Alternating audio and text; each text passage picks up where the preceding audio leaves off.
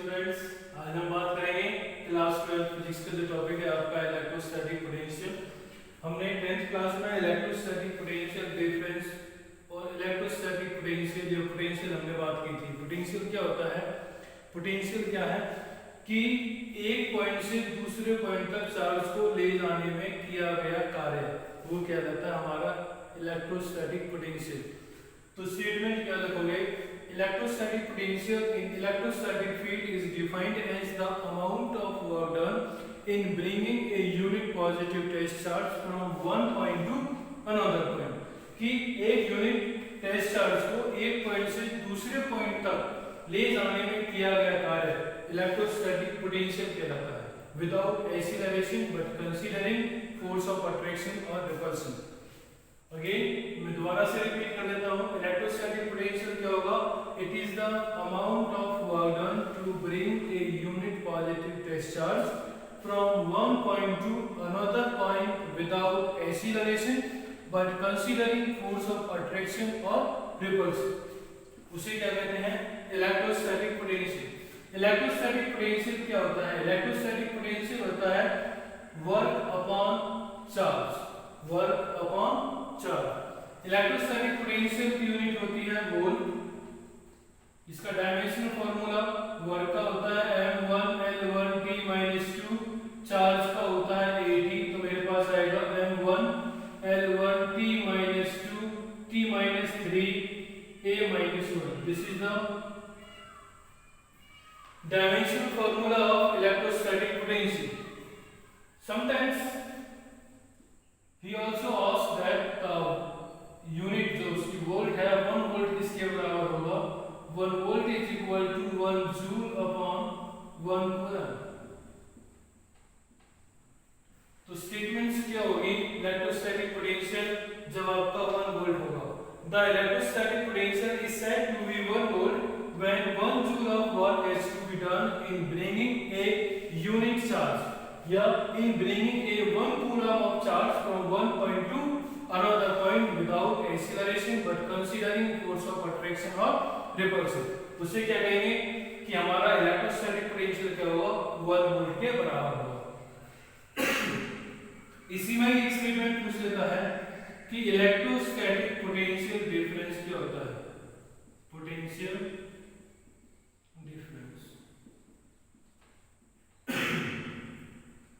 Electrostatic potential difference. Potential difference का मतलब क्या है कि लेट अस कंसीडर आपके पास 2 पॉइंट्स है, एक पॉइंट ए पॉइंट बी। यहां पर पोटेंशियल मैंने माना V है, यहां पे मैंने पोटेंशियल माना VB। तो कहता है कि इन दोनों पॉइंट्स के बीच का difference that's we call electrostatic potential difference. इन दोनों के पोटेंशियल का जो डिफरेंस होगा उसको आप कैसे डिफाइन करोगे? स्टेटमेंट ऑलमोस्ट सेम होती है। The electrostatic potential between the two charges या 2 point charges, the electrostatic potential difference between the 2 point charges in electrostatic field is the minimum amount of work done to bring a unit positive test charge from point B to point A without acceleration but considering force of attraction or repulsion। Unit आपकी वही होती है volt. इसी में एक terms और पूछता है जिसका नाम है electrostatic potential energy. Electrostatic potential energy. Electrostatic potential energy क्या है? The electrostatic potential energy between the 2 points in electrostatic field is the minimum amount of work done to bring a unit positive test charge from one point to another point without acceleration but considering force of attraction or repulsion। अभी मैंने जैसे 2 points लिए थे, point A point B. तो अगर मैं उसमें लिखना चाहूं the potential difference between the 2 points VB - VA is equal to work AB upon charge. कई बार हम स्टेटमेंट बोल देते हैं कि हमें इंफिनिटी से किसी पार्टिकुलर पॉइंट पर चार्ज को लेके आने में जो अमाउंट ऑफ वर्क होगा उसे भी हम क्या बोलेंगे?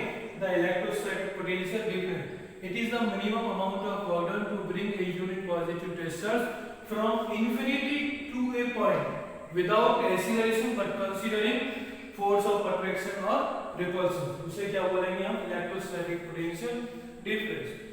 इलेक्ट्रोस्टैटिक पोटेंशियल या इलेक्ट्रोस्टैटिक डिस्टेंस हमारा किस पे डिपेंड करता है? वो डिपेंड करता है हमारा किस पे? वो डिपेंड करता है इनिशियल और फाइनल पोजीशन पे, वो हमारा पाथ पे डिपेंड नहीं करता है। The electrostatic potential difference depends only on the initial and final position. It does not depends upon the path. Now, हम बात करने वाले हैं अब नेक्स्ट टॉपिक जो हमारा है electrostatic potential. Electrostatic potential due to a single point, due to a point charge, due to a point charge.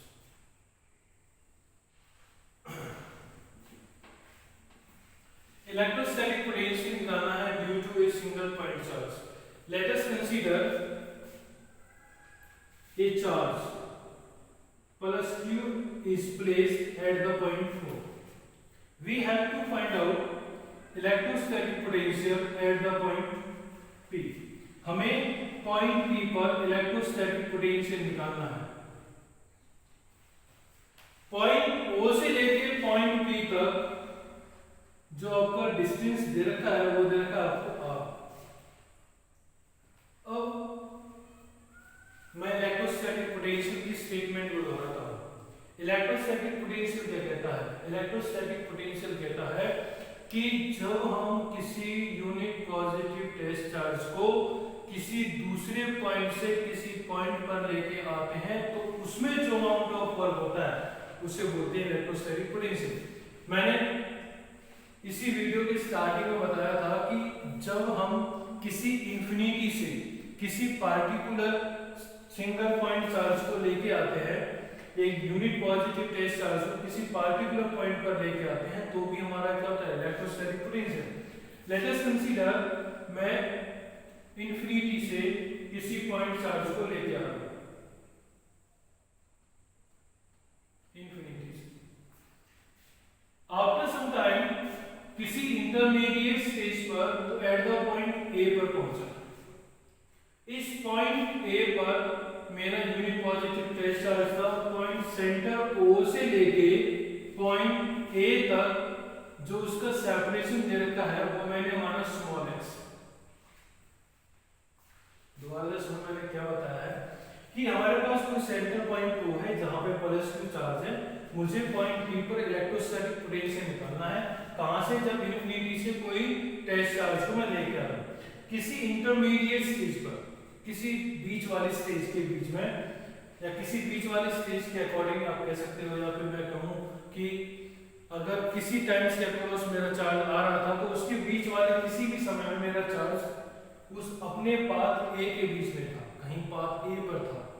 तो पॉइंट O से लेके पॉइंट A तक जो उसका सेपरेशन है वो स्मॉल x है। इससे पहली वीडियोस में हमने कूलम्ब्स लॉ पढ़ा था जहां पे फोर्स निकल के आई थी। फोर्स क्या थी?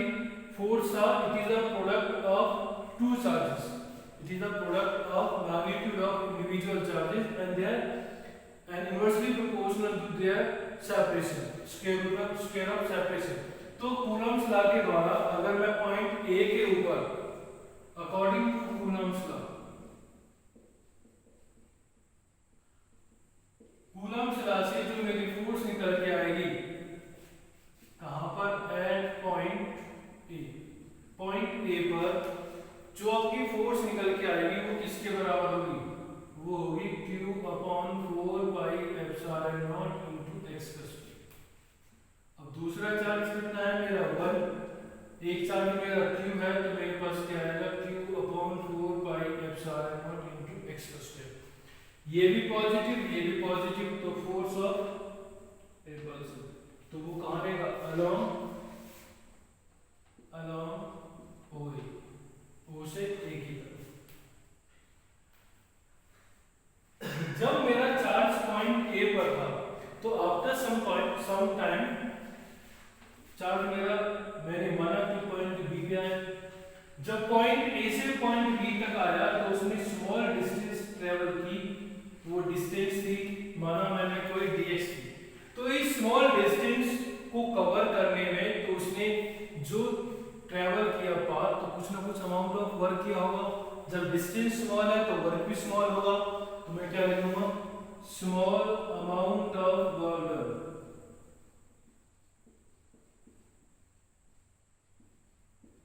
by unit positive test charge is वो किसके इक्वल होगा, dw into f into dx in case of dot product है तो मैं क्या निकालूंगा f dx cos theta, but theta is equal to 180, तो dw is equal to f dx cos 180, cos 180 कितना होता है -1, cos 180 is equal to -1। क्यों आया भाई 180? इसलिए आया कि मैं पॉइंट ए से पॉइंट बी की तरफ जा रहा हूं और जबकि फोर्स लग रही है ए से एफ की तरफ, ए से दूर अलग हट रही है, मेरी डायरेक्शन ए से बी की तरफ है, परंतु मैं जा कहां से रहा हूं, ए से इंफिनिटी की ओर, तो एंगल कितने का बन जाएगा 180, तो cos 180 कितना हो गया -1। अब मैंने टोटल वर्क निकालना है, total amount of work done, total amount of work done किसके इक्वल होगा, अगर मैं इंटीग्रेट कर दूं किसको, small amount of work done को, तो मेरा क्या निकल के आ जाएगा, total amount of work done.